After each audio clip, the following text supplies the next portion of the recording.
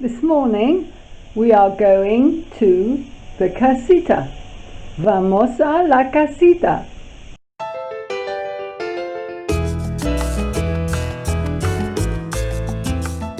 On our property we have a second house. It's barely a house. It's very, very small.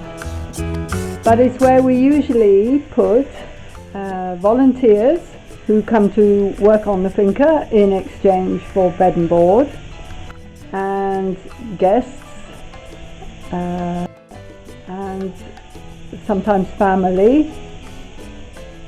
But because of the coronavirus, it's been empty for quite a while. We haven't had any visitors at all. However, my brother is now coming, so we're going to clean it up and get it ready for our first guest of 2020. Come on.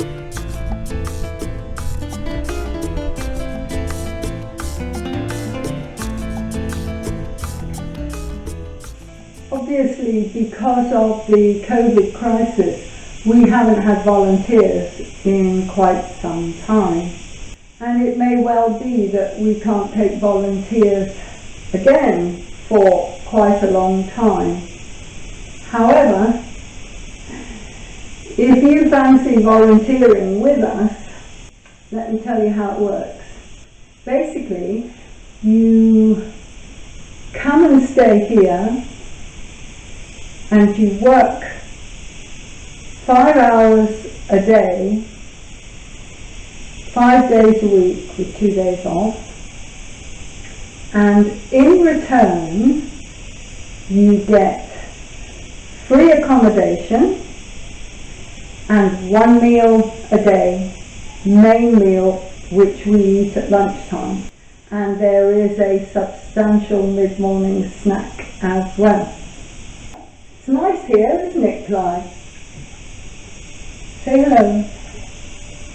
Tell everybody how much you love it here.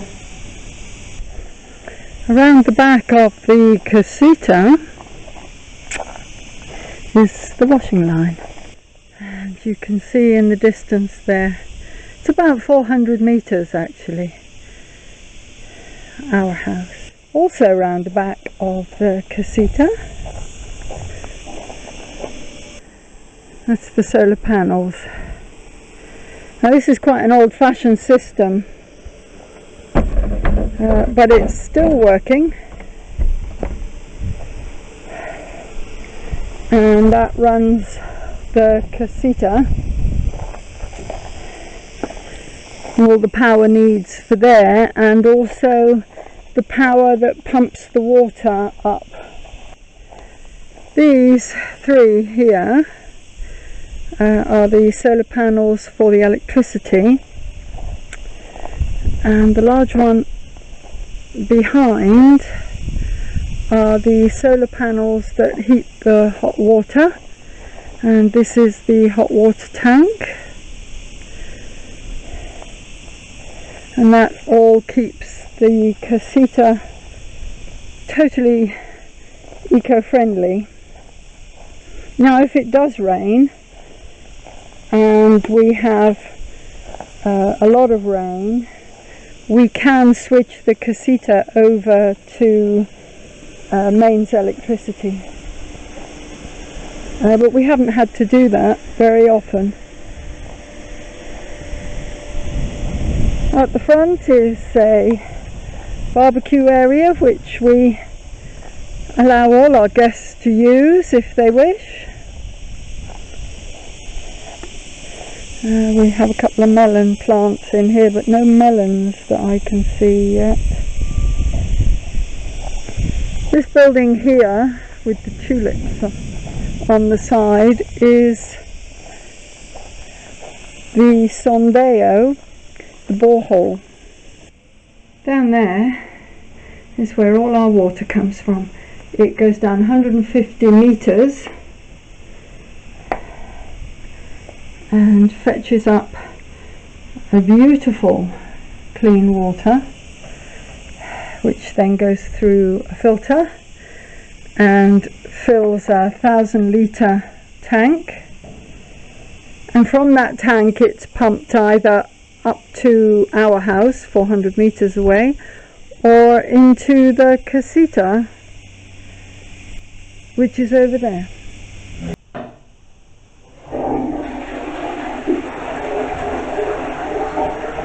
As you can see, we have a modern flushing toilet. However, it is an eco-friendly system. So you cannot put your toilet paper down the toilet. You have to put it in a container beside the toilet. It's got a lid. We've not had any issues with smells or people complaining that it's unpleasant. It's not as eco-friendly as a composting loo, but we don't have a composting loo, and I know a lot of people don't like them. We try to use eco-friendly products, don't we, Clyde?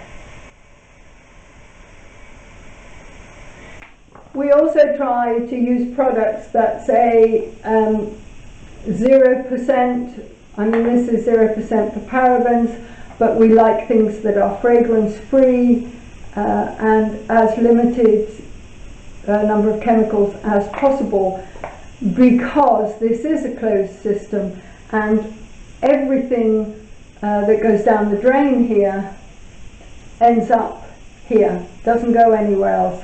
It's not a flush and forget system. Yeah, I have to do a spider check. I don't like spiders. The best months to come and volunteer with us are spring, autumn and winter. We don't take volunteers in the summer. It's far too hot. There's really very little work can be done when it's as warm as this. The casita has no air conditioning, so it's not especially comfortable there midsummer.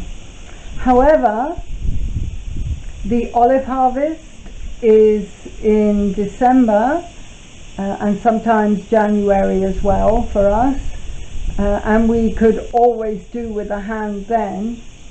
There is always preparation for growing vegetables in spring, and in late spring there's grass cutting. We also have loads of little projects, little building projects. There's paths to be made, there's new garden beds to be made, all sorts of things like that. So if you fancy it, let us know and we'll talk.